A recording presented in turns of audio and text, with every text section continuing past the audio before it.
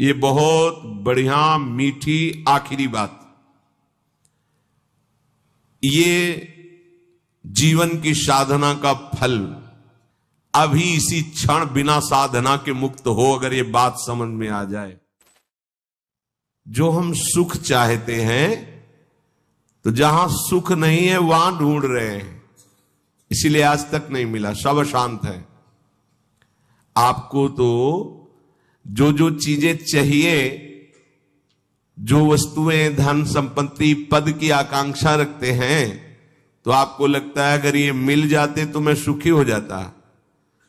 अपने को ऐसे बहुत मिले हैं जिनके पास आप चाह रहे हैं, उनकी बहुत मात्रा में संग्रह किया हुआ है, बहुत अधिकारिता है, बड़ा पद है, खूब ऐश्वर्य है, जगत में उनका नाम है, सम्मान है, पर हृदय जल रहा है, हृदय अशांत है। क्यों? क्योंकि जहां शांति प्राप्त होती है वहां उनका संबंध ही नहीं है। अशांतस्य कुतः सुखम, जिसका चित्त अशांत है उसे सुख कैसा? ब्रह्म।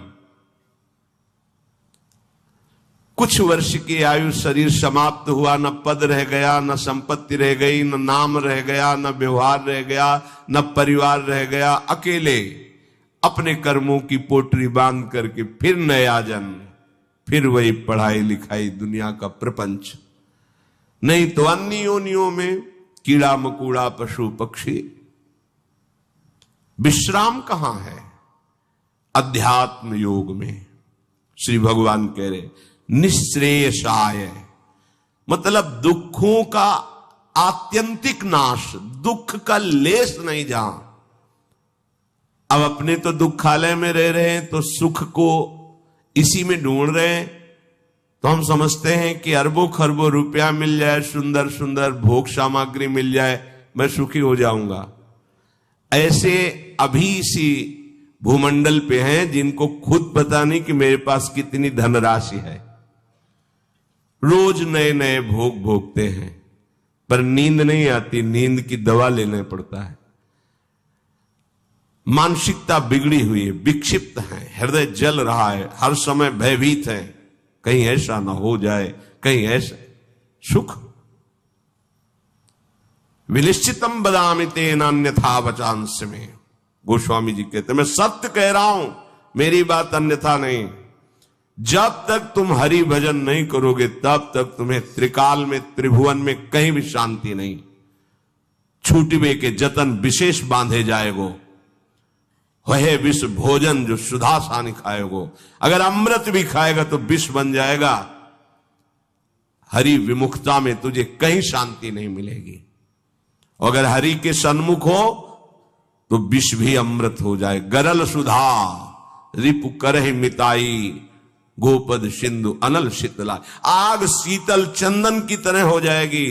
समुद्र जो अथाह अगाध है वो गाय के खुर के गड्ढे के समान हो जाएगा। विष अमृत बन जाएगा।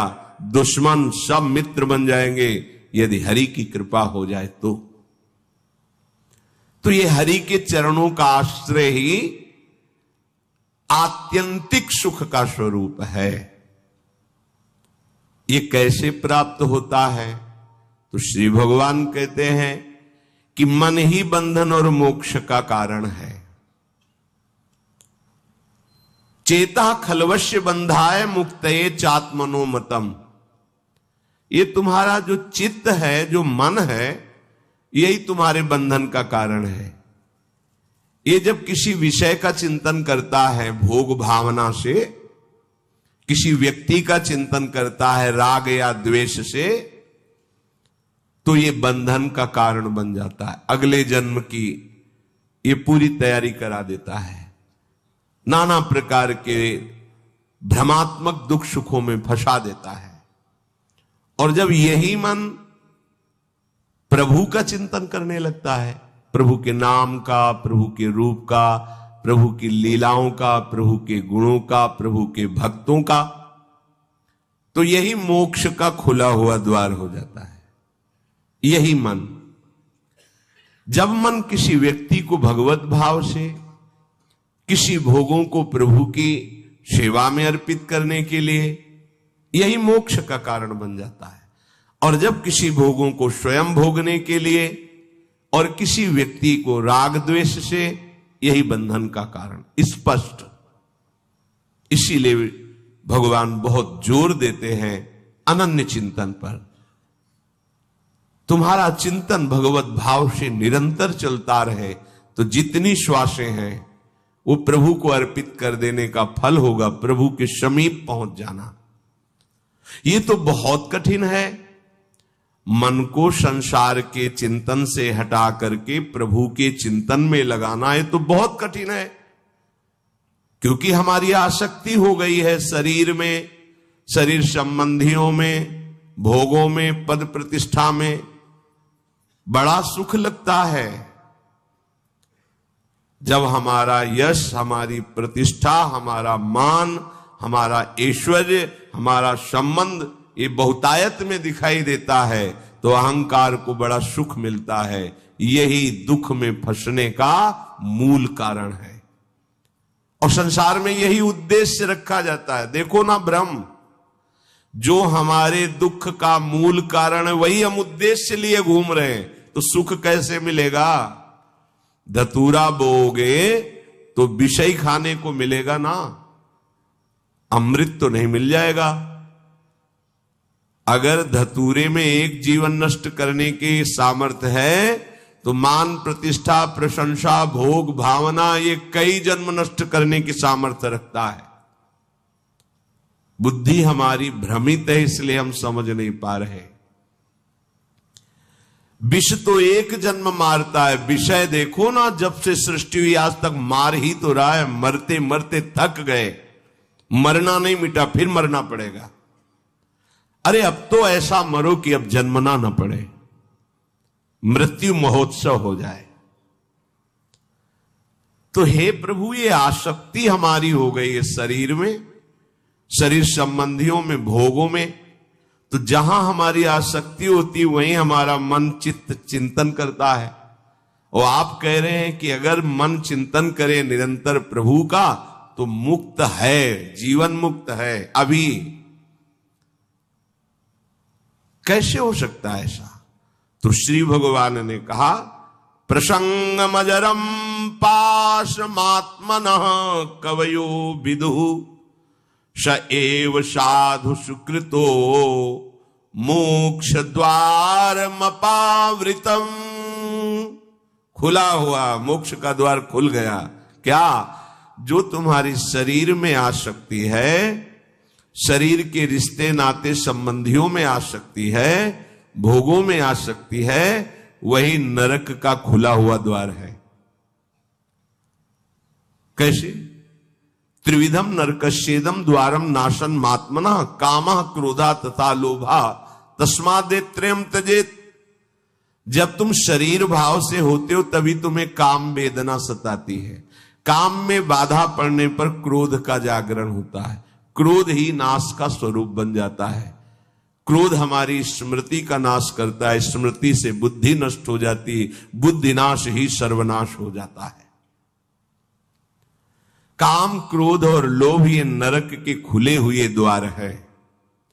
अगर यही आसक्ति प्रभु के प्रेमी महात्मा के चरणों में हो जाए तो कह रहे हैं मोक्ष द्वारम अपावृतम, खुल गया मोक्ष का द्वार। अब बस केवल प्रवेश करना है, अर्थात उनकी आज्ञा का पालन करना है। जो आसक्ति शरीर में, भोगों में, संबंधियों में है, यदि वो श्री भगवान के प्रेमी महात्मा सदगुरुदेव के चरणों में हो जाए तो मोक्ष का खुला हुआ द्वार है। अजात शत्रुभाव, अगर एक भी व्यक्ति के प्रति शत्रु भाव रहेगा तो यहां लौट के आना पड़ेगा। एक भी व्यक्ति से आसक्ति हो गई तो लौट के आना पड़ेगा। मृग के बच्चे से हुई मृग बन गए, पुरंजनी से हुई पुरंजनी बन गए। हमारी ऐसी भगवत भावना बढ़े कि पूरी सृष्टि में कोई एक भी शत्रु ना हो। जो तुमसे द्वेष करे उसको प्रणाम करो। यदि भगवत प्राप्ति के मार्ग में बढ़ रहे हो, जो तुमसे ना बोले उससे तुम कभी भी रूठो मत, सामने पड़े तो राधे राधे श्री हरिवंश। कभी ऐसा नहीं कि ये तो दुष्ट है मैं गाली देता, नहीं नहीं, हमारा प्रभु ही हमारे हृदय को मजबूत करने के लिए ऐसा स्वांग रच रहा है। सच्ची मानना, भगवान अपने भक्त को समर्थ बनाने के लिए लीला करते हैं, वही है, कोई दुष्ट नहीं है। किसकी सामर्थ्य है कि प्रभु के पार्षद को गाली दे दे, प्रभु के पार्षद को पीट दे, प्रभु के पार्षद की अवहेलना कर दे? ये भगवान इसीलिए करवाते हैं कि तुम समर्थ बनो, द्वंद्वों को परास्त करो, ना कि द्वंद्वों से परास्त हो जाओ। तुम मेरे सेवक कहलाकर द्वंद्वों से परास्त हो जाओगे तो ठीक नहीं है। ए भगवान का भक्त, जरा सी बात में देखो विकल हो, नहीं। कोई भी भगवान का प्रेमी महात्मा ऐसा चरित्र नहीं पाया गया कि कभी किसी भी परिस्थिति में व्यथित हो गया है। नहीं, यम ही न व्यथ्यन्ते ते पुरुषम पुरुषर्षभ सम दुखा सुखाधीरम स्वमृतत्वाय कल्पते। जो सुख दुख में समान किसी भी परिस्थिति में हृदय व्यथित नहीं हुआ, हर समय राधा राधा राधा परम पद उसके चरणों में लौटता है, वही परम पद का अधिकारी है। अजात शत्रवहा, तुम्हारा कोई एक भी शत्रु नहीं होना चाहिए, क्योंकि भगवान कहते संतों का एक भी शत्रु नहीं होता। अपना मन ही शत्रु है, कोई और बाहर शत्रु नहीं। जब तक आप अपने मन को प्रभु के चरणों में नहीं लगाते, तब तक ये जाल फैलाता रहता है। एक को मित्र बनाएगा, एक को शत्रु बना लेगा, एक में राग कर लेगा, एक में द्वेष कर लेगा और हमारे नए जन्म की व्यवस्था कर देगा। ये मन ही हमारा शत्रु है जब तक वश में नहीं होता। ये मन ही हमारी दुर्गति का कारण है जब तक ये प्रभु में नहीं लगता। प्रभु में लग जाए, वश में हो जाए तो इससे बड़ा कोई मित्र नहीं। मन ही श्री कृष्णाकार होकर भगवत साक्षात्कार करा देता है। अजात शत्रवा, कोई भी एक हमारे द्वेष का पात्र न हो। अद्वेष्टा सर्वभूतानाम, समस्त भूतों में द्वेष रहित, दोष बुद्धि रहित हमारे हृदय की स्थिति होनी चाहिए, क्योंकि संतों की ऐसी होती है। शांताहा, किसी भी परिस्थिति में कोई तुम्हें अशांत न कर पावे, ना अंदर की वृत्ति ना बाहर का व्यक्ति। ऐसी शांति तभी मिलेगी जब चित्त प्रियाजू के चरणों के चिंतन में होगा, उनके नाम के चिंतन में होगा, क्योंकि भगवत प्रेमी महात्मा शांत रहते हैं। शांताहा साधवा साधुभूषण। आप राग द्वेष में विचरेंगे, निंदा स्तुति करेंगे, मान अपमान में सुखी दुखी होंगे तो अनन्य भक्ति कब धारण करेंगे? अपने को केवल लक्ष्य पर दृष्टि रखनी है। वही सच्चा निशानेबाज है जो केवल लक्ष्य पर दृष्टि रखता है। द्रोणाचार्य जी ने कौरवों पांडवों को धनुर्विद्या की शिक्षा दी। परीक्षा के लिए एक वृक्ष में चिड़िया टांगी और कहा इसकी आंख पर निशाना लगाना है। जो धनुष उठाता और तीर संधान करता, पूछते क्या दिखाई दे रहा है? बोले वृक्ष, डाल, चिड़िया। बोले रख दो धनुष। साफ। युधिष्ठिर जी से भी पूछा तो उन्होंने कहा चिड़िया दिखाई दे रही है, फिर आंख दिखाई, रख दो। अर्जुन से कहा क्या दिखाई दे रहा है? बोले गुरुदेव केवल आंख। बोले वेद दे। बस लक्ष्य दिखाई देना चाहिए तो कुछ भी आपको, कोई भी आपको, कहीं भी आपको परास्त नहीं कर सकता। लक्ष्य श्यामा श्याम, श्यामा श्याम का स्मरण कोई परास्त नहीं कर सकता। लक्ष्य रहित होकर घूमोगे तो सब तुम्हें व्यथित कर देंगे। काम क्रोध लोभ मोह मद मत्सर, ये सब हृदय में ही ये प्रहार करते हैं। बाहर का प्रहार तो कोई भी सह सकता है, लेकिन हृदय के प्रहार को बड़े बड़े वीर नहीं सह पाते। साधक हृदय के प्रहार को सहता है, इसलिए उससे बड़ा कोई वीर नहीं होता। सबसे बड़ा सुभट साधु होता है जो काम क्रोध आदि के वार को हंसते हुए सह कर भगवान की तरफ बढ़ता है, जो विश्व में विश्व विजेता धनुर्विद्या के प्रकांड ज्ञानी युद्ध क्षेत्र में सदैव विजय प्राप्त करने वाले रहे, वो भी घुटने टेक दिए काम क्रोध के आगे। लेकिन साधु अहंकार रहित होकर पूरे जीवन इनसे युद्ध करता हुआ आगे बढ़ जाता है। इसीलिए सा जयति जयति जग उच्चरे, पूरा संसार ब्रह्मा जी तक उसे नमस्कार करते हैं।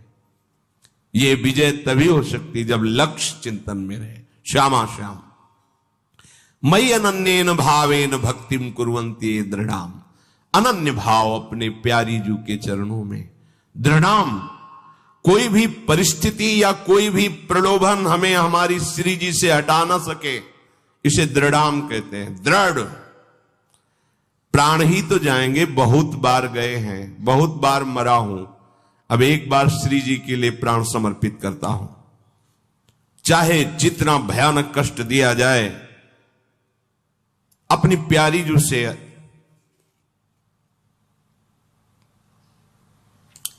एक क्षण के लिए भी वृत्ति नहीं हटा सकता।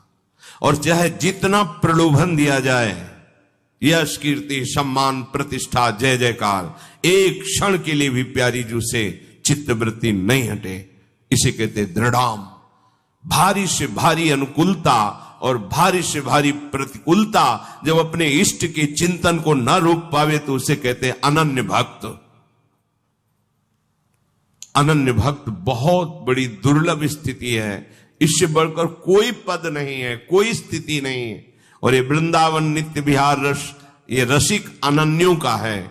ये रसिक अनन्यों के नरेश श्री हिताचार्य, श्री स्वामी हरदास जी, ये सब सहचरियां प्रकट हुई हैं इस रस को प्रदान करने के लिए। ये तो अनन्यता से ही आता है रस।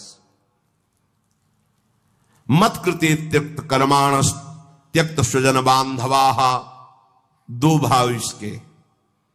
मेरे लिए सारे सांसारिक कार्य छोड़कर केवल भजन, ये निवृत्ति मार्ग पर विरक्त भाव। और जो भी कर्म कर रहे हैं वो प्रभु को समर्पित करना, एक गृहस्थ प्रवृत्ति मार्ग पर, दोनों को ये करना होगा। मत कृते त्यक्त कर्माणस, मेरे लिए सारे कर्म समर्पित करना, ये गृहस्थ। और मेरे लिए सारे संसार के कर्म छोड़कर एकमात्र केवल प्रियालाल संबंधी चेष्टाएं, यह है विरक्त।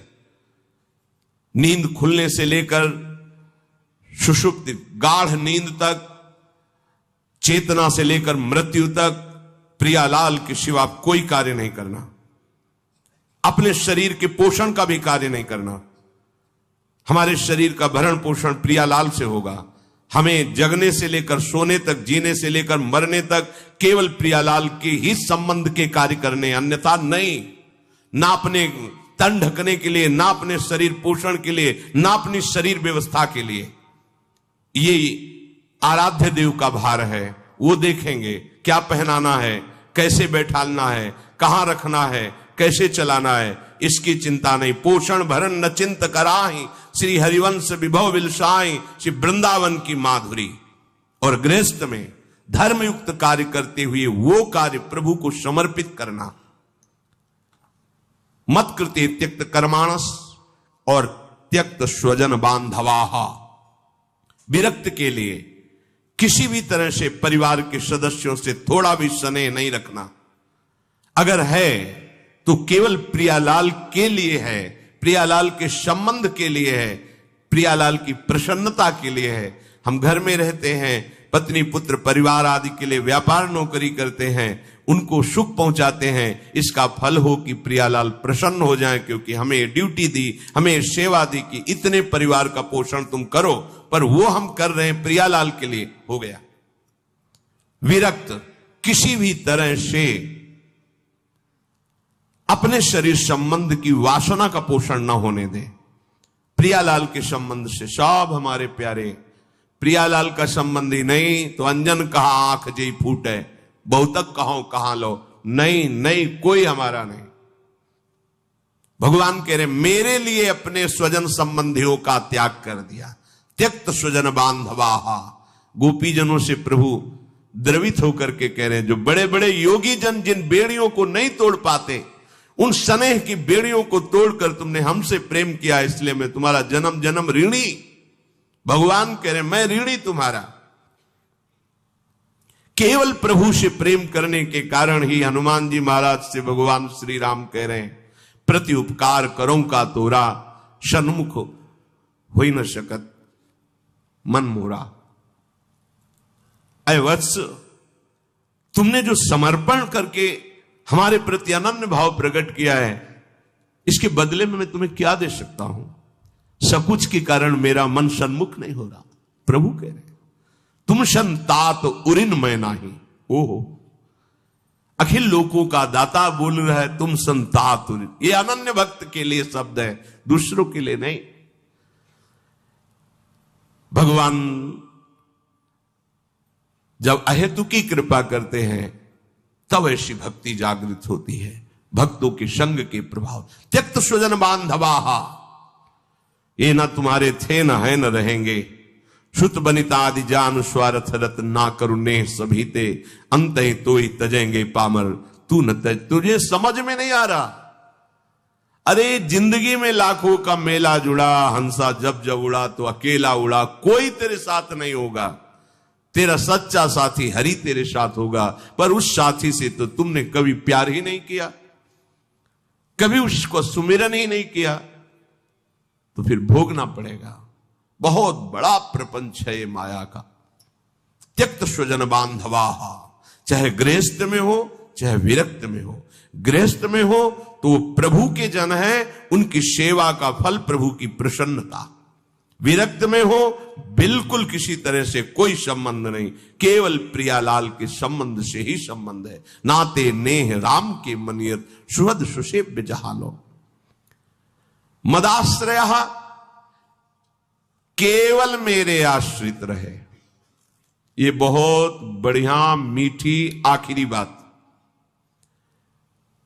ये जीवन की साधना का फल, ये शब्द मदाश्रया इतना मीठा है, इतना शांति है, इतना आनंद है, बस इसी को समझ नहीं पा रहे तो परेशान हो रहे हैं। हमारा मन नहीं लगता, हमसे ये नहीं होता, हमसे वो नहीं होता। तुम्ही से तो ना, तो तुम छोड़ो अपने को। मदाश्रया, ऐसे हो जाओ प्रभु के आश्रित। पता नहीं कल्याण हो कि ना हो, जो हो रहा है वो भी छूट जाएगा, पता नहीं कौन सी गति हो। तो संशयात्मा विनश्यति, इस पर शास्त्र सब कुछ वर्णन करते। तुम्हें प्रभु पे भरोसा नहीं है? प्रभु का आश्रय ये पूरे जीवन में इसी ने चलाया है, मदाश्रया ने, इसी ने पोषण किया है, और यही हमें बेपरवाह रखा है ना प्रभु? मदाश्रया, प्रभु का कोई साथी नहीं है, कोई साथी नहीं। एकमात्र श्री हरि, एकमात्र प्रियाजू। आश्रय, ये बहुत अमृत शब्द है, समझ में केवल आ जाए। अभी इसी क्षण बिना साधना के मुक्त हो, अगर ये बात समझ में आ जाए। पर अभी तो समझ में आ सकती कुछ मिनट के लिए, क्योंकि यहां का वायुमंडल है मदाश्रया का। तो अभी पर गेट के बाहर निकलते ही हवा बदलेगी तो विचार बदल जाएंगे। मदाश्रया, ये गुरु कृपा से आई हुई भारी विपत्ति, प्रतिकूलता, असाध्य रोग, अपमान, निंदा, ये सहयोगी होते मदाश्रया के लिए। ये मदाश्रया में बहुत सहयोगी होते हैं, और इनको कौन चाहता है? इसलिए मदाश्रया नहीं हो पाता। वो हम के आश्रित रहता है। साधना का आश्रय ले सकता है, क्रियाओं का आश्रय ले सकता है, व्यक्ति का आश्रय ले सकता है, लेकिन मदाश्रया भगवद आश्रित। और भगवद आश्रित बहुत बेपरवाह और ऐसी वस्तु मिलती है जो किसी साधना से नहीं मिलती। पर यह हृदय का विषय होता है, वाणी का नहीं होता। केवल वाणी के कहने से हृदय शांत नहीं हो जाएगा। निज सुख बिन मन होई की थीरा, जब तक मन में ये आश्रय जागृत नहीं होगा तब तक बात नहीं बनेगी। और ये जागृत तभी होगी, लिख लो, जब तुम्हारा अपमान होगा, निंदा होगी, शरीर किसी असाध्य रोग से ग्रसित होगा, सब तिरस्कार करेंगे, सब, कोई सृष्टि में प्यार से देखने वाला नहीं होगा। तब सच्चा मदाश्रय उदय होता है, प्रभु आपके सिवा कोई नहीं। वो हृदय की जो धारा प्रभु की तरफ बही निहाल कर देते हैं।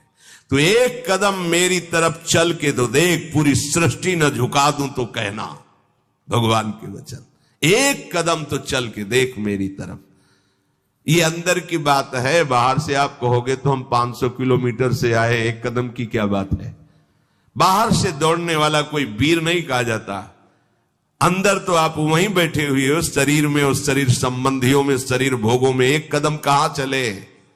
अंदर की बात है कि आप कोई नहीं। ये मदाश्रया अंतिम सांस तक हो जाए तो परम पद भी मिल जाएगी।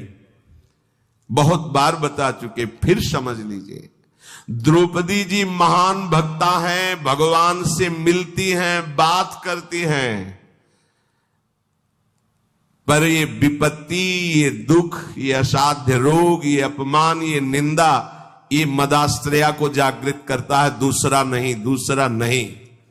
अभी तक पूर्ण मदाश्रया द्रौपदी जी नहीं थी, क्योंकि जब कर्ण और दुर्योधन के आदेश से दुशासन महल में प्रवेश करता है और बाल पकड़ करके अपवित्र दशा में उनको घसीटते हुए सभा में लाता है, तब एक बार भी नहीं बोली हा श्री कृष्ण। क्यों? अंदर आश्रय है। ऐसे महावीर है कि अगर भीम गदा उठा ले तो त्रिभुवन में सामने उनके टिकने वाला वीर नहीं है।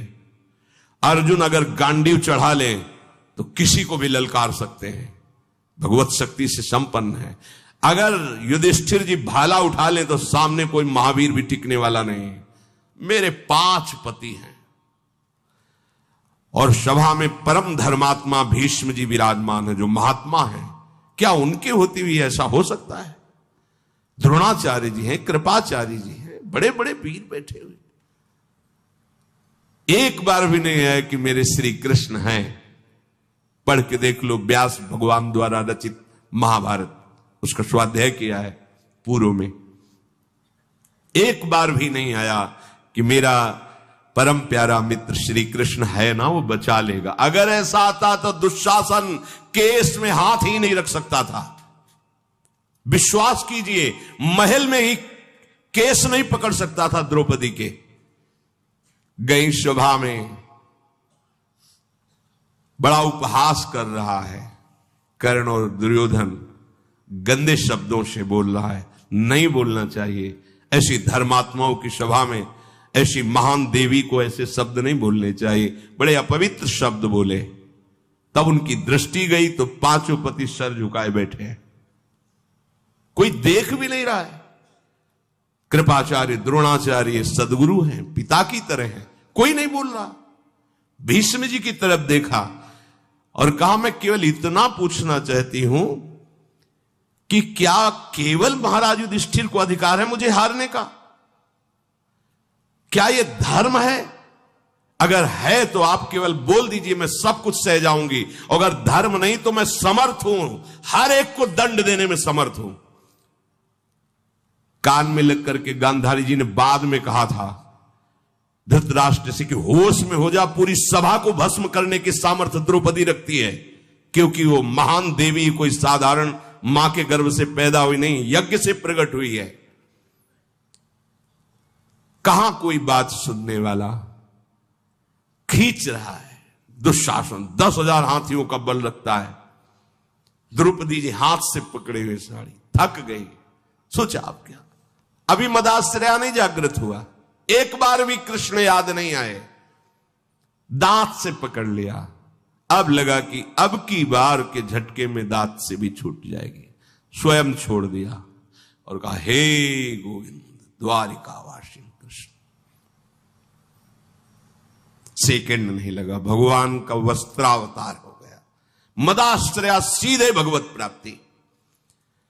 कोई भी कहीं भी कैसे भी मदाश्रया के लिए शर्त नहीं है कि आप किस जन्म, किस कुल में, किस क्या कुछ, कहीं भी हो, कोई भी हो, कैसे भी हो, भगवत प्राप्ति के लिए सिद्ध बात है भगवान का आश्रय। अब जीव आश्रय लेना भी नहीं जानता। इसीलिए सत्संग भगवान देते हैं, साधु महात्माओं का संग देते हैं, जिससे तुम्हारी बुद्धि पवित्र हो और तुम भगवान का आश्रय लो।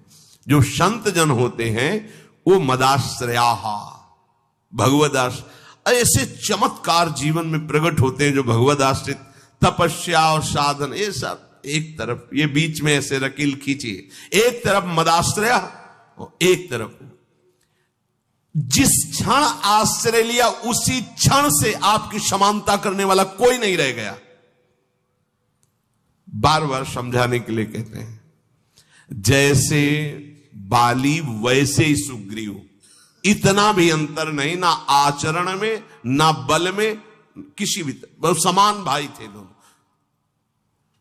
और रूप भी बाली और सुग्रीव को खड़ा कर दे तो भगवान भी पहचानने में, तभी माला पहनाया था भगवान ने, एकदम एक रूप, एक बल, एक स्वभाव, एक गुण, दोनों ऐसे भाई थे।